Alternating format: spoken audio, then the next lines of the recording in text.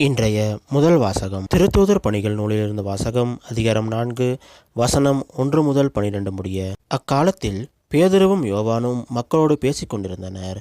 அப்போது குருக்களும் சதுசேயர்களும் கோவில் காவல் தலைவரும் அங்கு வந்தார்கள். அவர்கள் மக்களுக்கு கற்பிப்பதையும் இறந்தோர் இயேசுவின் மூலம் உயிர்த்தெழுவர் என்று அறிவித்ததையும் கண்டு எரிச்சலடைந்து அவர்களை கைது செய்தார்கள். ஏற்கனவே மாலையாகிவிட்டதால் மறுநாள் வரை காவலில் வைத்தார்கள். அவர்களுடைய வார்த்தைகளை கேட்டு பலரும் நம்பிக்கை கொண்டனர். இவ்வாறு நம்பிக்கை கொண்ட ஆண்களது எண்ணிக்கை ஏறக்குறைய 5000. மறுநாள் தலைவர்களும் மூப்பர்களும் மறைநூல் அறிஞர்களும் எருசலேமில் ஒன்று கூடினார்கள். அவர்களுடன் தலைமை குருவான அன்னாவும் கயபா, யோவான், அலெக்சாந்தர் ஆகியோரும் தலைமை குருவின் குடும்பத்தை சேர்ந்த அனைவரும் கூடியிருந்தார்கள். அவர்கள் திருத்தூதர்களை நடுவில் நிறுத்தி, நீங்கள் எந்த வல்லமையால் அல்லது எந்த பெயரால் இதனை செய்தீர்கள் என்று வினவினார்கள். அப்பொழுது பேதுரு தூய ஆவியால் ஆட்கொள்ளப்பட்டு அவர்களுக்கு மறுமொழியாக கூறியது, மக்கள் தலைவர்களே, மூப்பர்களே, உடல் நலமற்றிருந்த இவருக்கு நாங்கள் செய்த நற்செயல் எப்படி நிகழ்ந்தது என்பதை குறித்து நாங்கள் இன்று விசாரணை செய்யப்படுகிறோம். நாசரேத்து இயேசுவின் பெயரால் இவர் நலமடைந்து நம்முடன் நிற்கிறார். இது உங்கள் எல்லோருக்கும் இஸ்ரேல் மக்கள் அனைவருக்கும் தெரிந்திருக்கட்டும்.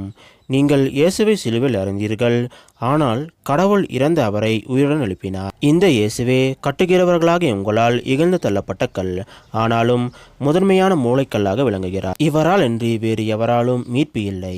ஏனென்றால் நாம் மீட்பு பெறுமாறு வானத்தின் கீழ் மனிதரிடையே இவரது பெயரன்றி வேறு எந்த பெயரும் கொடுக்கப்படவில்லை.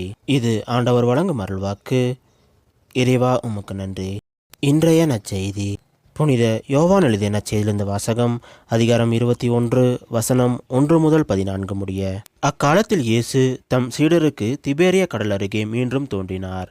அவர் தோன்றியது இவ்வாறு: சீமோன் பேதுரு, திதீம் எனப்படும் தோமா, கலிலேயாவில் உள்ள கானாவை சேர்ந்த நத்தானியேல், செபதேயுவின் மக்கள் ஆகியோரோடு இயேசுவின் சீடர்களுள் வேறு இருவரும் கூடியிருந்தனர். அப்போது சீமோன் பேதுரு அவர்களிடம், நான் மீன்பிடிக்கப் போகிறேன் என்றார். அவர்கள், நாங்களும் உம்மோடு வருகிறோம் என்று போய் படகில் ஏறினார்கள். அன்று இரவு அவர்களுக்கு மீன் ஒன்றும் கிடைக்கவில்லை. ஏற்கனவே விடியற்காலை ஆயிருந்தது.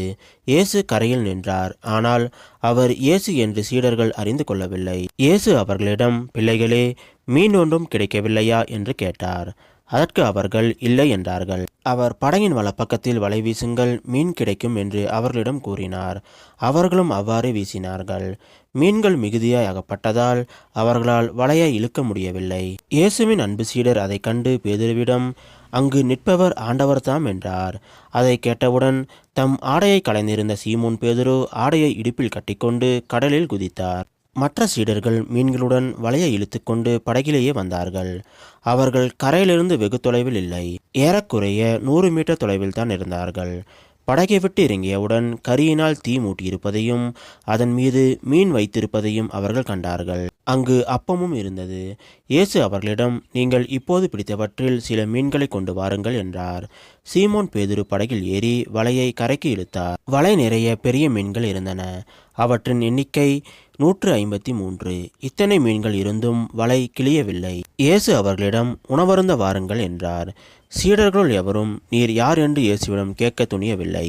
ஏனெனில் அவர் ஆண்டவர்தாம் என்று அவர்கள் அறிந்து கொண்டார்கள். இயேசு அவர்கள் அருகில் வந்து அப்பத்தை எடுத்து அவர்களிடம் கொடுத்தார். மீனையும் அவ்வாறே கொடுத்தார். இவ்வாறு இயேசு இறந்து உயிருடன் எழுப்பப்பட்ட பின்பு தம் சீடருக்கு இப்போது 3ஆம் முறையாக தோன்றினார். இது கிறிஸ்து வழங்கும் நற்செய்தி. கிறிஸ்துவே உமக்கு புகழ்.